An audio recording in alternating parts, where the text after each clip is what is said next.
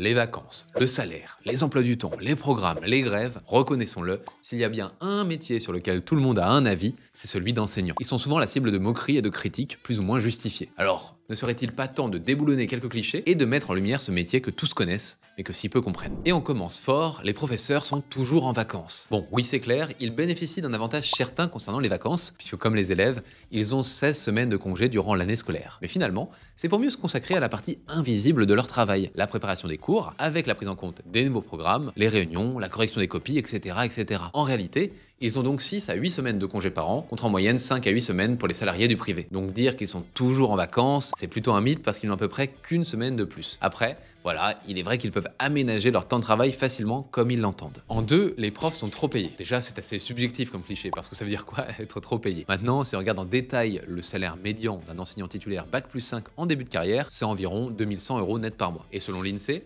une personne avec également un Bac+5 gagnerait en moyenne 2250 à 2490 € net par mois au début de sa carrière. Donc non, les enseignants titulaires d'un Bac+5 et d'un concours de la fonction publique ne sont pas trop payés. Ils reçoivent même moins qu'un salaire moyen à un niveau Bac+5. Allez, le prochain cliché, ils font toujours les mêmes cours. Bon, forcément, il existe des personnes qui font moins bien leur travail que d'autres. Et comme partout, j'ai envie de dire. Mais croyez-le ou non, il est très peu probable que les profs ne renouvellent pas leurs cours. Tout simplement parce qu'ils sont soumis au changement constant des programmes. Et puis, ils ont souvent plusieurs classes à gérer et doivent donc modifier leur façon d'aborder les notions en fonction du profil des élèves. Finissons cette vidéo avec une idée reçue assez répandue. Ils sont toujours absents. Bon, forcément, on comprend ce cliché, puisque leur absence se remarque facilement. Et oui, dès que les profs sont absents, ça devient plus contraignant pour certaines familles. La pénurie d'enseignants ne vient pas faciliter la chose, puisque ces absences ne seront pas remplacées. Mais en vérité, un professeur n'est pas davantage absent que dans n'importe quel autre secteur d'activité. Congé maternité, formation, grève, arrêt maladie, bref, comme tout le monde finalement. Mais le problème avec eux, c'est que ça se voit. Et vous alors, quel est le plus gros cliché que vous avez entendu sur votre métier? Dites-le nous en commentaire.